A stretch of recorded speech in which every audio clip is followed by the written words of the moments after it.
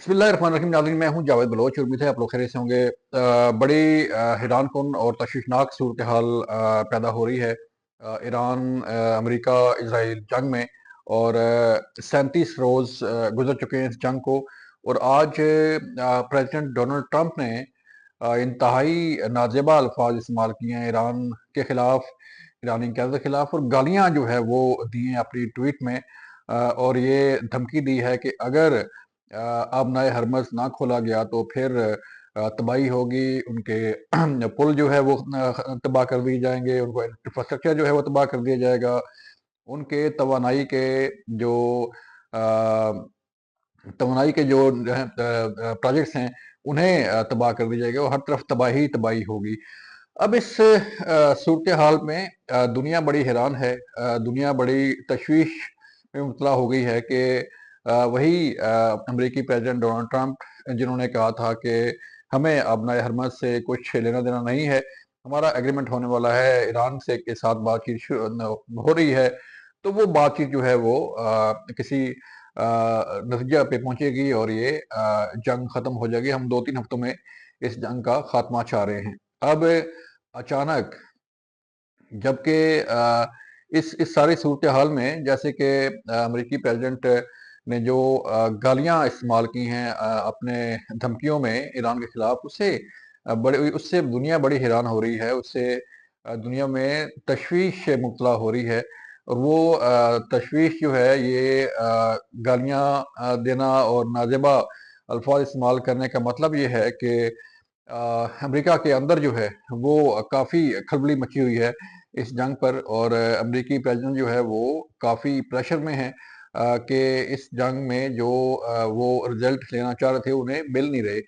अब जो pilot rescue किया गया है, जो कर्नल रेस्क्यू किए गए हैं इस ऑपरेशन में, जो गुज़श्ता रोज़ शुरू हुआ था, और उस रेस्क्यू ऑपरेशन में अमेरिका के 2 जहाज़ भी जो है वो तबाह हुए। अब वो जहाज़ उन्होंने खुद तबाह किए, ईरानी फोर्सेस ने तबाह किए, ये भी अलग कहानी है। और जो जिस जिस कर्नल का नाम लिया जा रहा है, या जिस कर्नल के बारे में कहा जा रहा है कि उसे रेस्क्यू किया गया है, वो रेस्क्यू हुआ भी है कि नहीं, ये सारी सूरत हाल बड़ी कंफ्यूज है। और इस सूरत हाल में जब अमेरिका के जदीद त्यारे जो है वो तबाह हो रहे हैं ईरान के अंदर, और अमेरिका के बहरी बेड़ों को निशाना बनाया जा रहा है, अमेरिकी तनसीबात को निशाना बनाया जा रहा है, तो उसमें नेचुरली ये शर्मिंदगी जो है वो अमेरिकी प्रेसिडेंट के सर पे है। और जो गलत फैसले हैं वो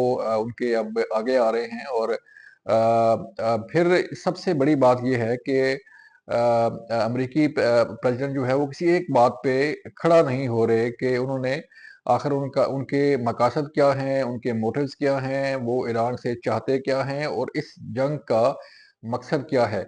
इस जंग का मकसद जो है वो अमेरिकी अवाम को बताने से गुरेज़ा हैं, अमेरिकी अवाम को मुतमईन नहीं कर पा रहे, कांग्रेस को मुतमईन नहीं कर पा रहे। तो इसलिए ऐसे फैसले सामने आ रहे हैं कि जिससे अंदाज़ा हो रहा है कि अमेरिका के अंदर जो है वो क्या चल रहा है। अब वज़ीर जंग की तरफ से आर्मी चीफ को हटाना, बाकी जनरल्स को हटाना, और उस जंग में जिस जंग का जो इनिशिएटर है वो इजराइल है। जंग मुसल्लत इसराइल ने की, घुसेड़ा उसको अमेरिका को उसके अंदर। और फिर ये सारी सूरत हाल जो है वो सामने आ रही है कि अब इस जंग का रिजल्ट क्या निकलने वाला है।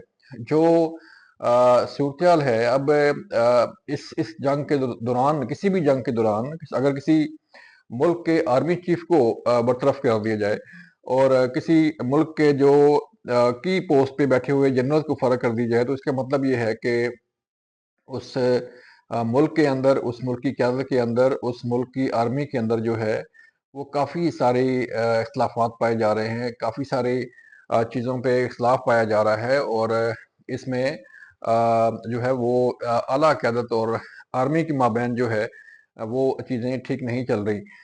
अब वज़ीर जंग की तरफ से आर्मी चीफ को हटाना, बाकी जनरल को हटाना, इस बात का भी जो है वो निशानदेही कर रहा है कि जो अमेरिकी फ़ौज है وہ امریکی پریزیڈنٹ ڈونلڈ ٹرمپ کے احکامات کو نہیں مان رہی، اور نہیں جو ہے وہ آگے آگے بڑھ رہی، ان کے جو احکامات ہیں اس پہ عمل درآمد اس طرح سے نہیں ہو رہا۔ اب احکامات کیا ہوں گے؟ احکامات یہی ہیں کہ ایران میں تباہی پھیلائی جائے، ایران میں جو ہے وہ ہر طرف بمباری کی جائے، جو جنگی اصول ہیں انہیں پامال کیا جائے، اور جنگی جرائم جو ہے وہ سرزد کیے جائیں، تاکہ ایران کو مجبور کیا جا سکے کہ وہ مذاکرات کی میز پہ آئے اور جو ہے ان سے بات چیت کرے، چونکہ ایران جو ہے وہ اب بات کے لیے تیار نہیں ہو رہا ان شرائط پر جو امریکی پریزیڈنٹ چاہتے ہیں۔ تو ایران کی طرف سے بھی سخت مزاحمت کا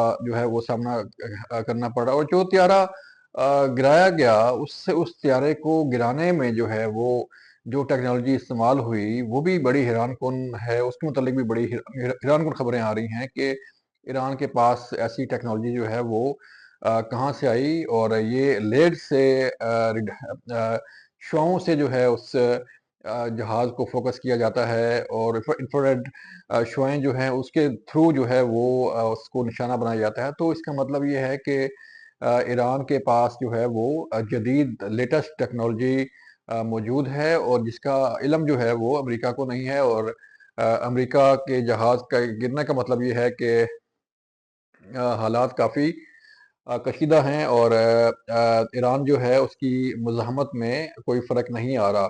اب 37 روز سے ایران جو ہے وہ مزاحمت کر رہا ہے، مقابلہ کر رہا ہے، لیکن ان 37 روز میں جتنی تباہی پھیلائی ہے ایران نے اسرائیل کے اندر، اور جتنی تباہی پھیلائی ہے ان مڈل ایسٹ کے ملکوں کے اندر جو امریکہ کو اپنے اڈے انہوں نے فراہم کر رکھے ہیں، اور امریکی فوج ان کے پاس موجود ہے، اور ان تنصیبات کو نشانہ بنا رہا ہے ایران جو ان مڈل ایسٹ کنٹری کے اندر موجود ہیں۔ تو اب جو مقاصد تھے، جو پاکستان کردار ادا کر رہا تھا، وہ تو خیر جاری ہے۔